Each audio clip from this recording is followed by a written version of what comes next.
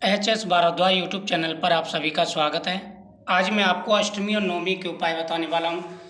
यह उपाय बहुत ही ज़्यादा चमत्कारी और प्रभावशाली है और यह उपाय कभी भी खराब नहीं गए। इन उपायों का जो प्रभाव है वो बहुत ही ज़्यादा देखने को मिला है। अगर अष्टमी और नवमी के दिन आप ये उपाय करते हैं तो आपकी मनोकामना अवश्य पूरी होगी और जो भी अड़चनें आ रही हैं वो दूर हो जाएंगी। अष्टमी और नवमी के दिन कन्या पूजन किया जाता है। किसी के यहाँ अष्टमी पूजती है तो किसी के यहाँ नवमी पूजती है।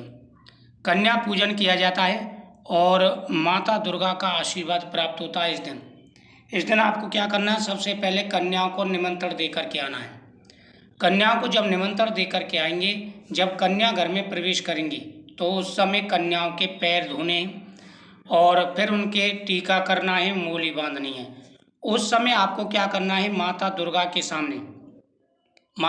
के सामने जलेबी, बाजार से जलेबी लाएंगे, जलेबी, नारियल और केला, ये फल आपको रखने हैं। साथ ही जितनी कन्याओं को आपने निमंत्रण दिया है उतने ही चुनरी, छोटी छोटी चुनरी जो होती हैं वह लाकर को आपको रख लेनी है। अब जिनकी भी संतान की इच्छा है, लड़के की इच्छा है या धन की इच्छा है, कोई भी इच्छा है, तो उनको क्या करना है, कन्याओं के भोजन के बाद में आपको कन्याओं को जलेबी का प्रसाद खिलाना है और कन्याओं से बोलना है कि वो उन्हें आशीर्वाद दें संतान प्राप्ति के लिए। गाय का दूध आपको रखना है और कन्याओं का हाथ लगवाना है नारियल और केले के, उसमें नारियल और केले के फल में कन्याओं का हाथ लगवाएंगे। और इस दिन अगर संभव हो सके तो आपको हवन भी करना है। हवन कर लेते हैं तो ज़्यादा प्रभाव है। माता से प्रार्थना बोलनी है। कन्याओं को विदा करने के बाद में, जब कन्याओं को आप विदा कर लेंगे, अच्छा एक चीज़ का ध्यान रखना, वो नारियल और फल महिलाओं को कन्याओं का हाथ लगवा करके झोली में डलवाना है, जिससे आपकी सोनी गोद भरेगी और माता का आशीर्वाद प्राप्त होगा। फिर आपको वह प्रसाद खा लेना है। पति पत्नी दोनों को मिलकर के गाय का दूध, नारियल और केला, यह आपको प्रसाद के रूप में खाना है। इससे आपकी मनोकामना पूरी होगी।